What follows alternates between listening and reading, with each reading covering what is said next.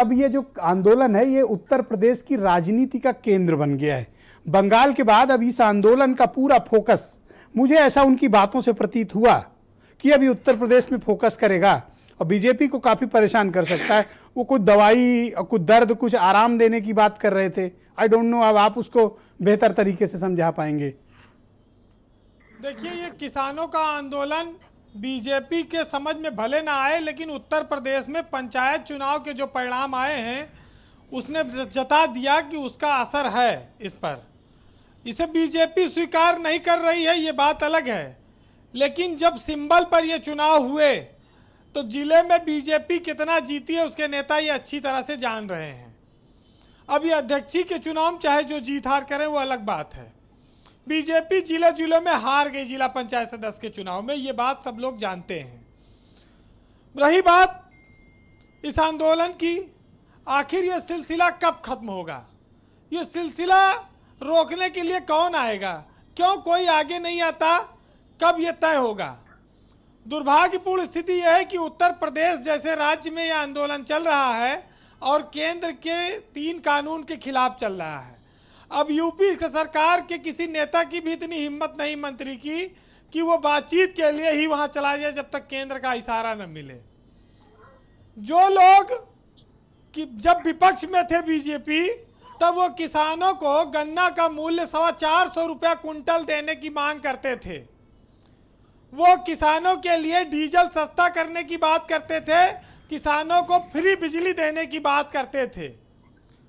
आज जब बीजेपी सत्ता में है, केंद्र में 7 साल से है और यूपी में 4.5 साल से, तब बीजेपी ये सब बातें नहीं करती या इन सब वादों को पूरा करने में नाकाम हो गई। वो तो उस भारतीय जनता पार्टी के राज में अगर किसान उपेक्षित है तो इससे बड़ा राजनीति का कहा जाए दोगलापन, या आप कह लीजिए कि राजनीति में जो पलटू राम की नीति है, वो शायद इससे बड़ा कुछ हो नहीं सकता कि नेता अपने फायदे के लिए कितने बड़े बड़े वादे कर लेता है और उसके बाद वो पलट जाता है सत्ता मिलने के बाद।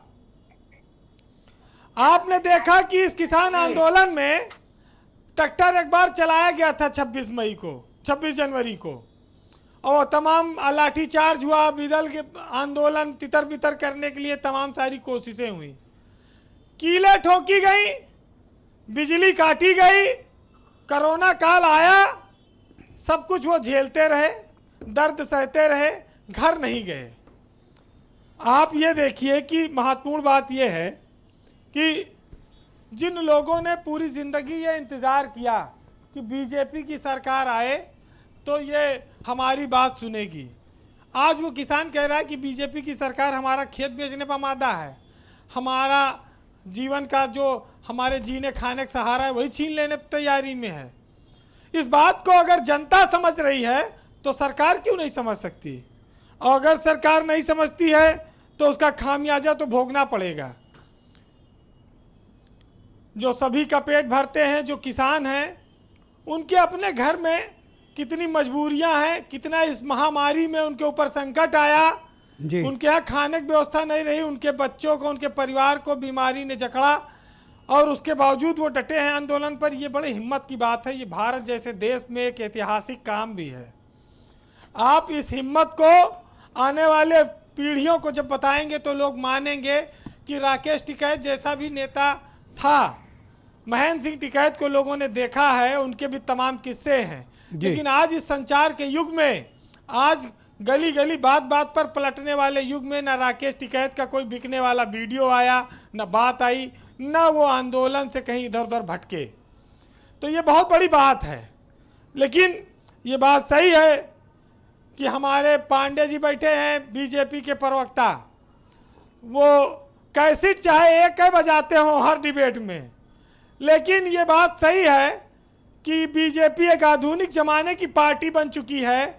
उसके नेताओं को, बहुत सारे मंत्रियों को भी पुदीना और धनिया का अंतर नहीं पता होगा, लेकिन वो कृषि विभाग में और किसानों के मामले पर ज्ञान देने आते हैं और उसको सहर्ष स्वीकार करना पड़ता है हमको, आपको।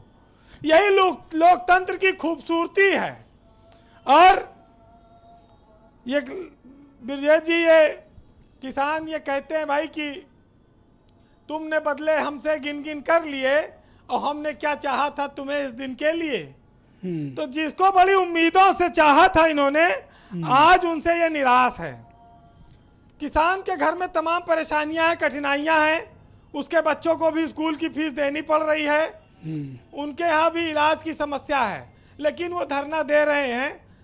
तो बीजेपी को खाली वोट लेना है इनका, या इनका दुख दर्द भी सुनना है?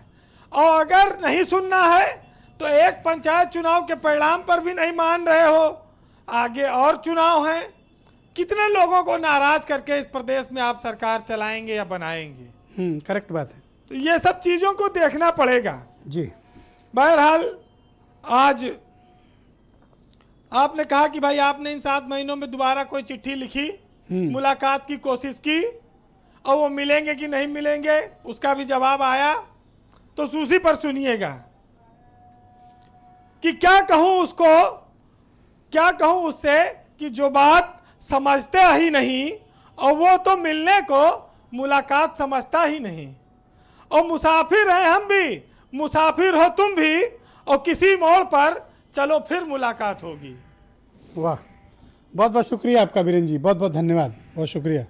अशोक पांडे जी को लाया जाए।